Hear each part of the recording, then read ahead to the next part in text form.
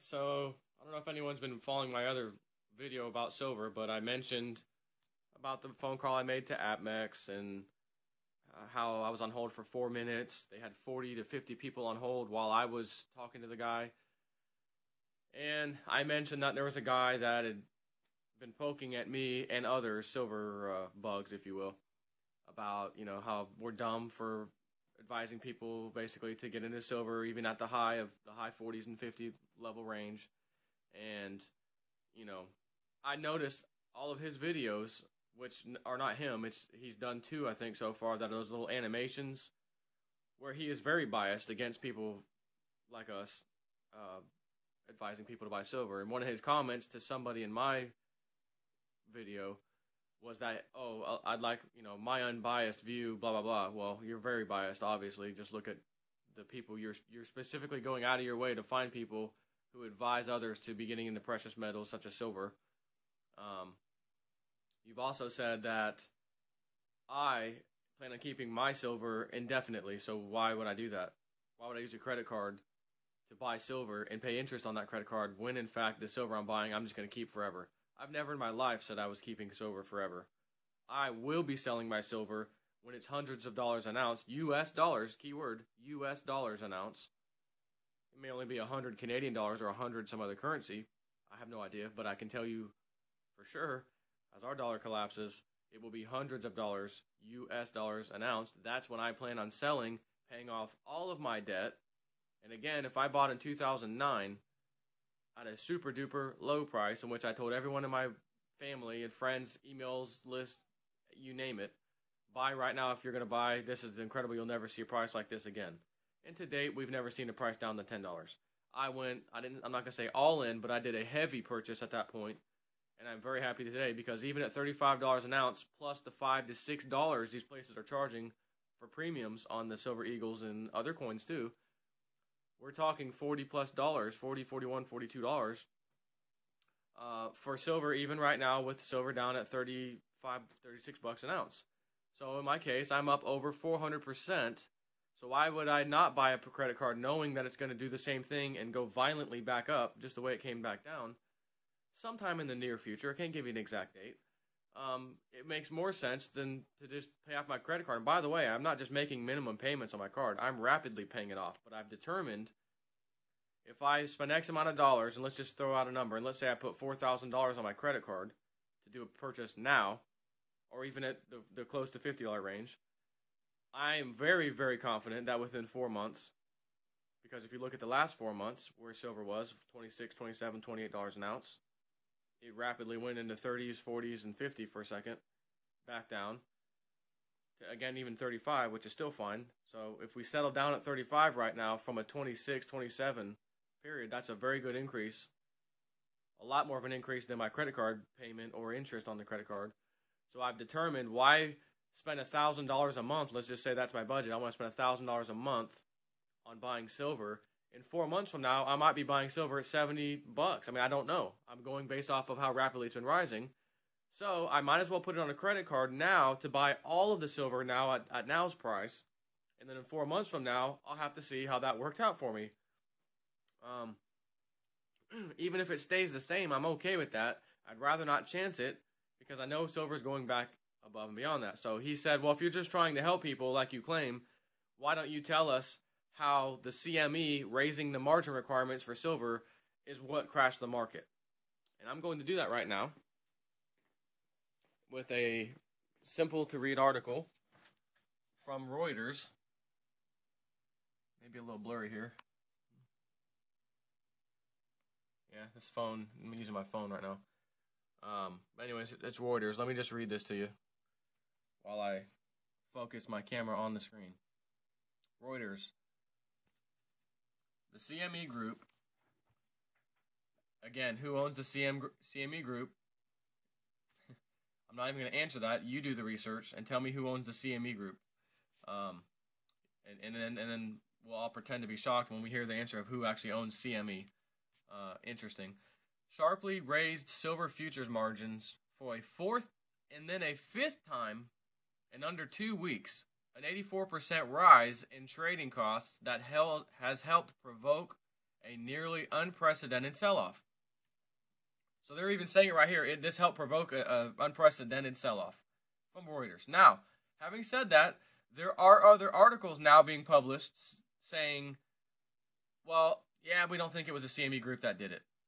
That, the margin requirements, we don't think that's why it did that. Now, of course, you're going to hear that because they can't admit they just committed,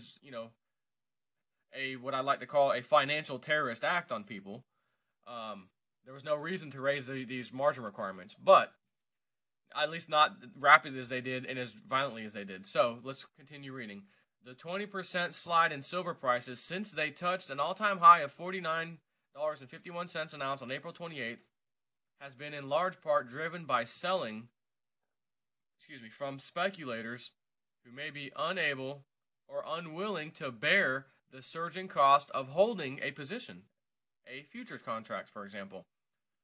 Holdings in the world's largest silver, blah, blah, that's not even important. About iShares Silver Trust, I don't care. Next paragraph, the CME, which typically raises margins when volatility in markets increases, dealt the latest blow on Wednesday, announcing 2 separate and successive margin hikes. It said margins would increase to $14,000 per contract. That's just the margin requirement, by the way. From $12,000 where it was. So $14,000 is now the new number from $12,000 where people were paying and happy with their contract, whatever. Effective Thursday, May 5th. And then again, they raised it to $16,000 on May 9th. Prior to April 25th, the margin stood at $8,700 per contract. So $8,700 per contract has just doubled over a very short period of time to $16,000. And then it says, well, one futures contract holds 5,000 ounces worth, about $200,000 at current prices. Again, you get to play with 5,000 ounces for only a tiny percentage of what that really is. And in my case, as I've said, I've played it a long time ago. Back before I even knew what the hell was going on. What I knew was doing this was in like 2007. I got in a contract, and early 2008 I was out of it. But I played a mini futures contract. So that's talking about margin requirements for a regular size futures contract or whatever, 5,000 ounces worth. I, in a mini futures contract, was playing with 1,000 ounces. The thing about a futures contract, and I'm going to repeat this because I know a lot of my subscribers have already heard me tell this story, but since this new guy, I believe his name is pronounced Da Obese Beast, has not been subscribing to me, apparently, so I'm going to say what I've already said before. But, for example, my own personal example, 1,000 ounces of silver.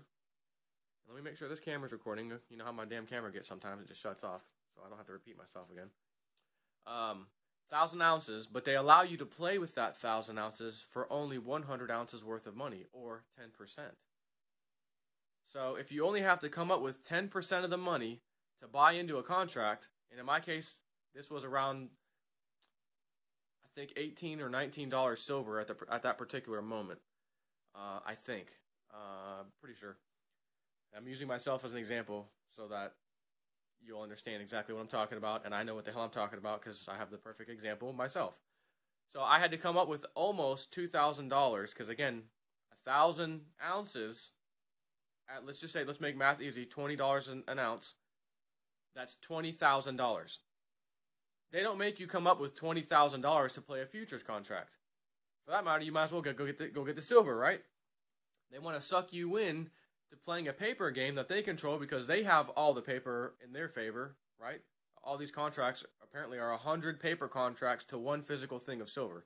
For every 1 ounce of silver that these contracts supposedly have in the vaults, there's actually 100 paper contracts, futures contracts, etc., that say they own that 1 ounce of silver. So all it takes is one guy out of 100, leaving the 99 behind, and saying, I demand delivery. Now that 1 ounce is gone. It's not there for the rest of us. Just like the banking system, it's fractional reserve. They did the same thing with the damn paper markets. Fractional reserve, if you will, gambling. So you end up going to someone. I used Options Express. That's a broker for me They are the owner and custodian or whatever of my contract, and they allow me through using them. They say we're going to front you the 90% needed for this contract. You only have to come up with 10%. Okay, so I come up with $2,000. By the way, we need another $1,000 as a margin fee, margin requirement. That way, if the price goes down a full $1 an ounce, in my case, that would be, that would take out, if you will, my margin. If it moves down a full dollar, in my case, because I'm playing with 1,000 ounces, that equals $1,000. So if the price of silver is 20 and it moves down to 19, I just lost my $1,000 margin fee, and now I'm stuck with the 2,000 that I put into it. They're going to give me a margin call or email in this case. Hey, price of silver is 19. We see you sold your contract, but if you want to continue playing, you need to put another $1,000 in to put the margin requirement back where it belongs. So again, and the other side of this is if the price went to $21, I just made a cool $1,000, and then I could just liquidate my account, sell it, boom. I just walked out with $1,000 in my pocket. Who would not want to be able to do that in a day's time? Even if it moves 50 cents, that's $500. If it moves 20 cents, in other words, silver is $20 even, and it moves up to $20.20. I just pulled in $200 for sitting there doing nothing. On a piece of paper contract, by the way, that is actually backed by nothing because, as I said, there's 100 contracts on paper that are supposed to be backed by silver, and in the reality is that there's only one thing of silver.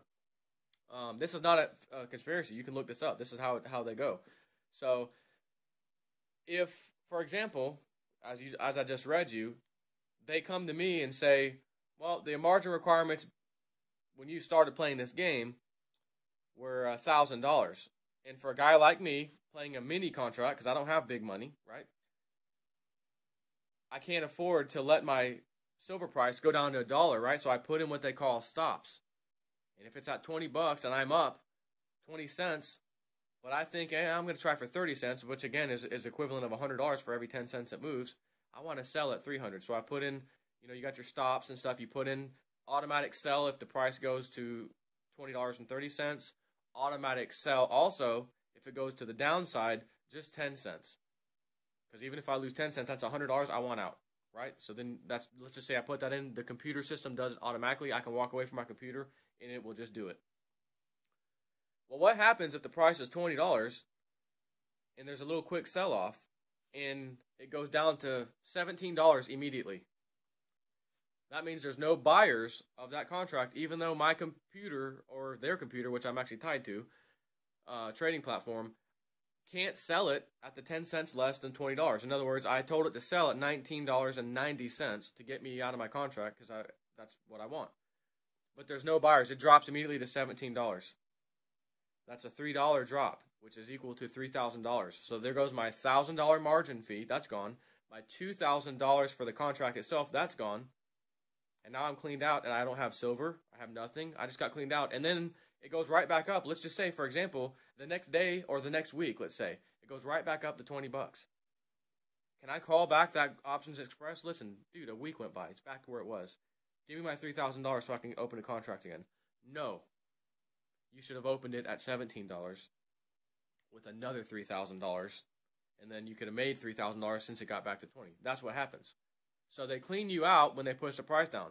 So what just happened is a full-size contract of 5,000 ounces, which again they can allow you to play with for 10% of that or whatever.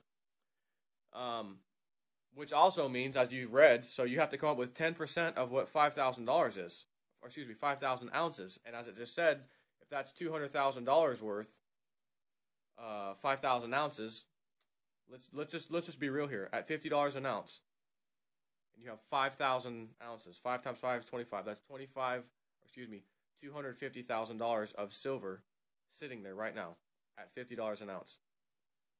So, see if my math's correct. 1, 2, 3 zeros, right? Yeah. So, $250,000, 10% of that you need to come up with just to play with a contract. If that's 10%, $250,000, you got to come up with $25,000 to play with one of these contracts, full-size contract of 5,000 ounces. 25 grand out of your pocket, and then you need to meet the margin requirements, which, as the article just said, fairly recently, was just $8,000, whatever it said, $700, right? $8,700. So you have to have $25,000 to get in, and then immediately also put in $8,700. That way, if the price fluctuates, of course, you're not getting your account closed right away. It can move a little bit.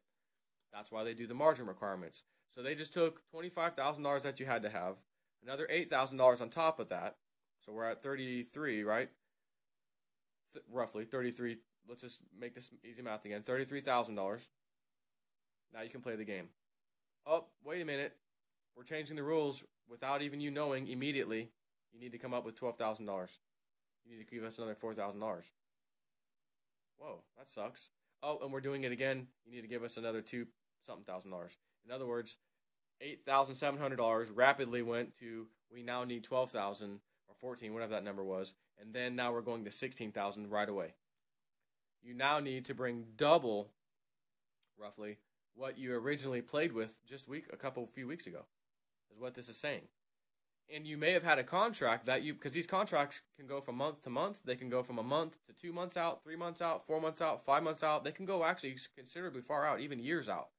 You could open a contract up today for December of 2014 or whatever, or some other month, 2014, and then just sit on it for 2+ years, 3 years, whatever, and then just wait. You could do that. But again, it's the paper game. They don't want to go that far out. Buy a monthly contract. Buy one that's out 2 months.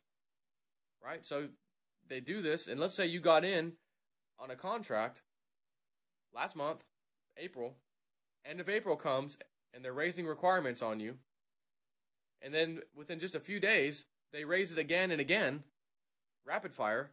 Now the margin requirements have doubled. You may have just sold your contract and said, now that I've sold it, I did make a couple bucks. That's good. But they want me to come up with thousands and thousands of dollars extra for a margin requirement. I mean, I can't play the game anymore. I cashed out of my futures contract. I sold it off, and now I'm not going to get back in. And then the next guy does the same thing because it's costing him a lot more money too. Same way, $16,000 more than he was expecting, or $8,000 more because he was already playing $8,700. Now we want another $8,000 something dollars, and they're realizing it's these smaller guys, right? The smaller investors doing this. They'll clean them out by raising their margin requirements. And then the only people left, of course, are JP Morgan, HSBC, and the big guys. So everybody else, I'm sold my contract. I'm not playing futures no more because I can't afford to play them. That's what that is. I can't afford to play them. I'm not playing them. I'm done. So then everyone starts selling, sell. The price gets pushed down. JP Morgan and them already knew this. They're smiling. And by the way, remember who I said owns the CME group that gets to do these margin requirement hikes? It's a private company. Who gave them the right to do this? Your government did. Go see who owns the CME group. You will be not pleasantly really, shocked, surprised. Oh, of course. You're going to say to yourself, who owns it? Obviously, as if we didn't know that. So anyways, they pushed the price down on the paper silver. And fortunately for us, the paper silver is what the market says that's what we're paying. So you can go to your coin dealer and say, hey, I know you bought these last week at $47, but today's $35. What do you got? I've got some Eagles. I'll sell them to you for $5 over spot. So he takes a beating on the inventory he has, but you're happy because you got to physically go in. So actually, you should thank JP Morgan for pushing the price down right now for you to get some more. If you bought at 50 and you're done buying at 50 and you were done then don't worry, don't sweat it. Don't let your stomach get in a big knot. The price is going to go back up and beyond that for all the other reasons that we've been saying. The U.S. dollar is collapsing. It has already touched all-time record low 72 again for the first time since whatever it was 2008 or 9 when we had the crisis. We had to print all these trillions of dollars. Oh, the dollar rose with it. It's right back down there a year and a half or so, 2 years later, and it's going beyond that for obvious reasons. Every time they raise the national deficit, 14 trillion, it's an automatic increase in taxes, and let me explain why. And again, 1970, approximately 71, we had about $1 trillion in debt. Early 1980s, we're pushing $3 trillion, right? Long story short, Bush takes over in 2000, his 8 years in office. He pushes it from $6 trillion to $9 trillion. He's on his way out. Obama's on his way in. They quickly pass a little bill to up the debt ceiling to like 11 point something. A year later, they up it to 12 point something. 30 days later, from that last one, 30 days, a month, they raise it again to the current 14.3 trillion, which we've now hit, and we're at the ceiling now. So now they're saying, again, Treasury Secretary and the Treasury Secretary's advisors, who are J.P. Morgan, Goldman Sachs, right? The big banks, again, of course, are his advisors, and advising him to advise the Congress and us peasants. We need to raise the debt ceiling. Trust us, it's the right move. Every time they raise the debt ceiling, that means they print bonds, and then the Federal Reserve gives the government the money, the cash, takes those bonds, and then auctions them off to the world. And whenever somebody buys those bonds, they're upping that debt ceiling to, not upping it, but starting to reach the new ceiling. So if we just upped it, let's just, again, easy math, 14 trillion, and let's say they raise it to 16 trillion here in the very near future. They're going to have to raise it. Let's say they go to 16 trillion. They now have $2 trillion of new bonds and money that can come out. So they'll print $2 trillion in bonds. The Federal Reserve can give them up to $2 trillion in actual cash. And then our country gets to use the cash while the rest of the world just bought these bonds. But when you buy a bond, it has a value. If they bought $10 billion in bonds, let's say China or somebody buys $10 billion in bonds, those bonds also have interest on them. So now we have to pay the interest on those bonds, and the debt ceiling went up. So again, those bonds just filled that gap. Now more people in the world hold more bonds, more interest that has to be paid. And last year alone, we paid approximately $450 billion on just the interest payment alone for 2010, only that 1 year. $450+ billion went to the people who the world has our bonds in their possession, and they want interest on them. This whole system is designed to do this, to where it's unpayable. It's just debt. It's a debt-based system. Debt has to grow. Debt has to grow. Debt has to grow until the whole thing collapses. And by chance, our dollar was the world reserve currency. There are more bonds of U.S. bonds, treasuries, and U.S. dollars in the world than any other currency combined. When our dollar goes, and it's currently going, and it's heavy-duty hit, because remember what the Federal Reserve said, we're not going to be buying any more of your bonds. Because the Federal Reserve, because nobody wants to buy the bonds we had in existence that we were printing with quantitative easing 2.0, now the Federal Reserve had to step in and become the #1 purchaser of those bonds, which is interesting because what is the Federal Reserve purchasing them with? The Federal Reserve is not another country that has its own money.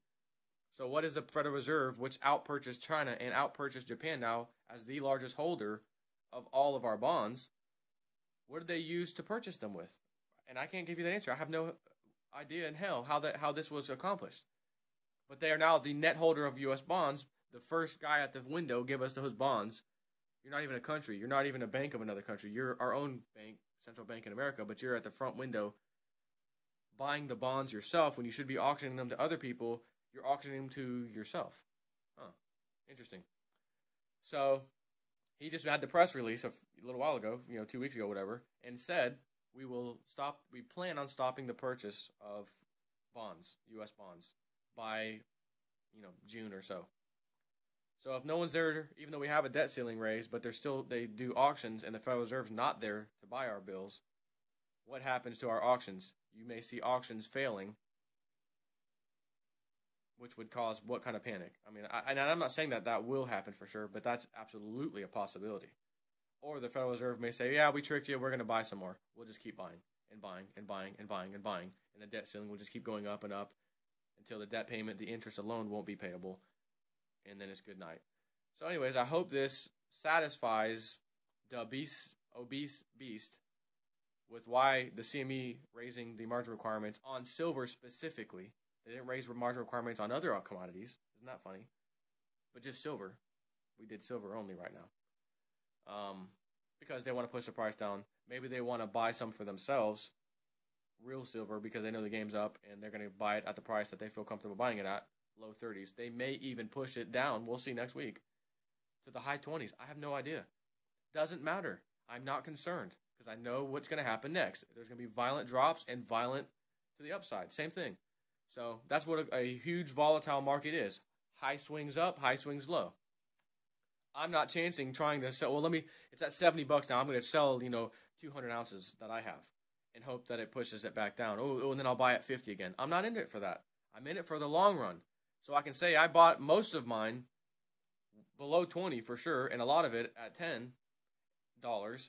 And I don't care if it goes to 70 and then back down to 50, and then it goes to 100 and then back down to 60, and then it goes to 150 and then back down to 120. I don't care. The general direction is up, and it's going to become more volatile. It's going to become more violent to the upside and downside. And when it hits the certain hundreds of dollars an ounce that I'm comfortable with, that's when I unload my silver for paper money that will then pay off my entire debt with ease. And then I go out and buy a nice piece of property, acres and acres and acres of land, which is my little dream, right? My little dream of how this is going to play out for me. And that's that. So anyways, here's a nice little video for you, and take care.